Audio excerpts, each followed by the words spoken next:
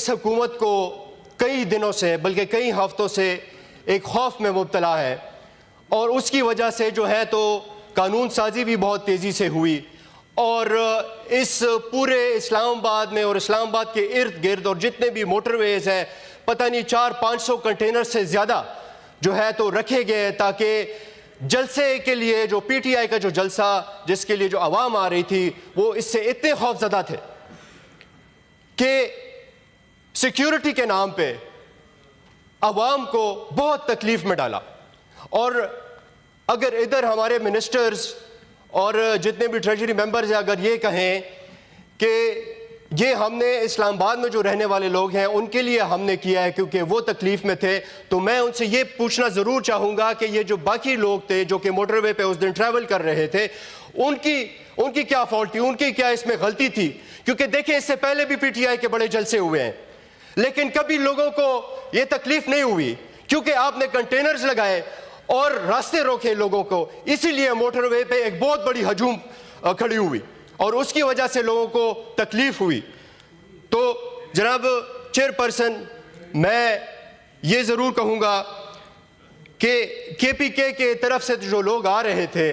اور اس میں اگر یہ کہہ رہے تھے کہ کے پی کے کی حکومت بھی جی آپ نے موشن پہ آئیں، یہ کلاک خراب ہے، اس پہ 2 منٹ آپ بول چکے ہیں، پلیز موشن پہ آئیں۔ میں صرف آخری بات یہی کروں گا کہ جناب چیئر پرسن یہ آرٹیکل 16 کی وائلیشن ہے، اور آرٹیکل 16 آپ کو کہتا ہے کہ آپ پیسفل اسمبلی جو ہے تو وہ آپ کر سکتے ہیں، اور موشن پہ آئیے آپ جناب لیکن آپ مجھے پھر بعد میں اگر ٹائم دے دیں تو نہیں، یہ 2.5 منٹ ہو گئے، this is my clock issue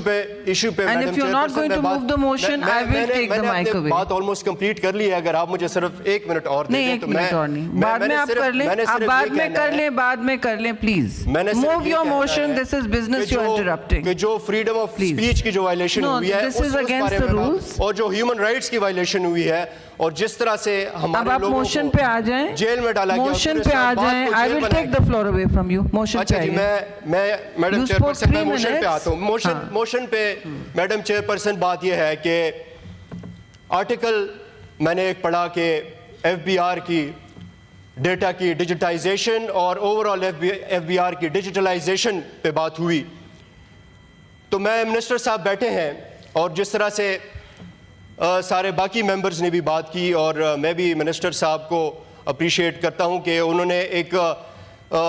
in کی پولیٹیکل وابستگی جو ہے تو وہ کم ہی ہے اور پرائیویٹ سیکٹر سے آئے ہیں، تو ہم ضرور ان کو سپورٹ کرنا چاہیں گے جو بھی یہ انیشیٹیوز لینا چاہ رہے ہیں۔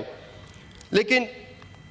کیا یہ جو ڈیجیٹلائزیشن ہے اس میں ٹیکس پیئر کو کوئی فائدہ ہوگا یا نہیں، یہ ایک بڑی ضروری بات ہے، کیونکہ جناب چیئر پرسن ہمارے لیے یہ بہت ضروری ہے کہ ہم سب سے پہلے جو ایف بی آر کی سمت ہے وہ ہم صحیح کریں، کہ یہ ایف بی آر جو ہے تو ان کا کام جو ہے وہ کلیکشن اور ریفنڈز دونوں ہیں۔ اگر یہ دونوں ہیں تو اس طرح کیوں ہوتا ہے کہ کلیکشن کے لیے جو ہے تو ایف بی آر کو کوئی ایفرٹ نہیں کرنی پڑتی، ایک افسر جو ہے وہ کسی کے اوپر جتنی بھی لائبلٹی چاہتا ہے وہ لائبلٹی ڈال دیتا ہے، وہ سب سے جونیئر آفیسر ہو سکتا ہے، لیکن اگر کسی کو ریفنڈ دینا ہو تو اس ٹیکس پیئر کو ایک جونیئر آفیسر ایک انسپیکٹر سے لے کے تو کمشنر صاحب کے آفس تک جا کے تو ان کو منتیں کرنی پڑتی ہے، اور تب جا کے ان کو ہو سکتا ہے کہ ریفنڈ ملے۔ تو اگر یہ ڈیجیٹلائزیشن سے ان چیزوں میں کوئی ایسی ریلیف مل سکتا ہے لوگوں کو، ٹیکس پیئر کو، تو ضرور آپ ڈیجیٹلائزیشن کریں اور اس پہ ہمیں بتائیں کہ یہ کیسے ہوگا۔ اس کے علاوہ جو آڈٹس ہوتے ہیں، آڈٹس جناب چیئر پرسن جو کہ ٹیکس پیئر ہوتا ہے ان کا اپنا ایک پرائیویٹ آڈیٹر ہوتا ہے، وہ آڈٹ کر کے، اور جو آڈیٹر ہوتا ہے اس کے بعد ایس ای سی پہ اور اس طرح کے ادارے رکھے گئے ہیں جو کہ پھر وہ آڈیٹرز کے آڈٹ کرتے ہیں، اور اس کے بعد جو ہے تو حکومت اور آر ٹی اوز جو ہے تو وہ الگ آڈٹس کرتے ہیں ٹیکس پیئرز کے۔ تو یہ ایک آڈٹ کا ماحول جو ہے یہ آخر ٹیکس پیئر جو ہے کس کس کو سنبھالے گا اور کس کس کو فیسیں دے گا؟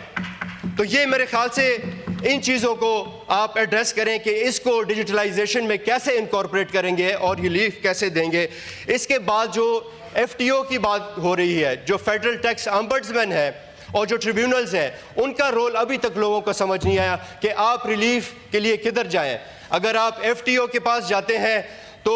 آپ کا ڈپارٹمنٹ جو ہے, جو ٹیکس ڈپارٹمنٹ ہے, وہ ٹریبیونلز میں چلا جاتا ہے. اگر آپ ٹریبیونلز میں جاتے ہیں تو وہ ہائی کورٹس, اور اس طرح کا ایک ماحول بنا ہوا ہے.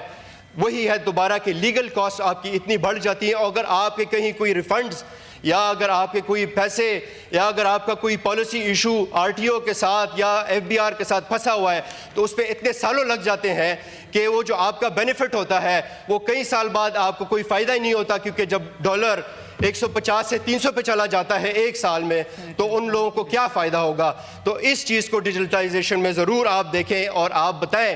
آج ہاؤس کو بھی اور ہمیں کہ یہ کیسے. میں آخری چیز یہ ضرور کہوں گا کہ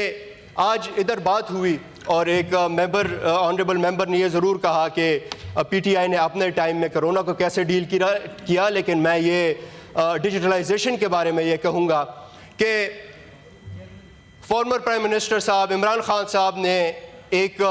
ڈیجیٹلائزیشن کے بارے میں بات کی تھی, اور انہوں نے کہا کہ جتنے بھی ڈپارٹمنٹس ہیں وہ ہم نے ڈیجیٹلائز اسی لیے کرنے ہیں, اور اسپیشلی پھر FBR اور اس طرح کے ادارے, تاکہ ہم اپنی بلیک اکانومی کو جو ہے اس کو ہم کم کر سکیں. تو یہ ان کا ایک میجر پوائنٹ تھا. اگر آپ چاہتے ہیں تو میں ہاؤس کو بتا دوں کہ اس کے لیے کیا کیا سٹیپس لیے گئے, لیکن پھر آپ کہیں گے کہ ٹائم کم ہے تو میں اس ڈیبیٹ میں نہیں جانا چاہوں گا. لیکن مقصد یہ تھا کہ آپ بلیک اکانومی کو کم کریں.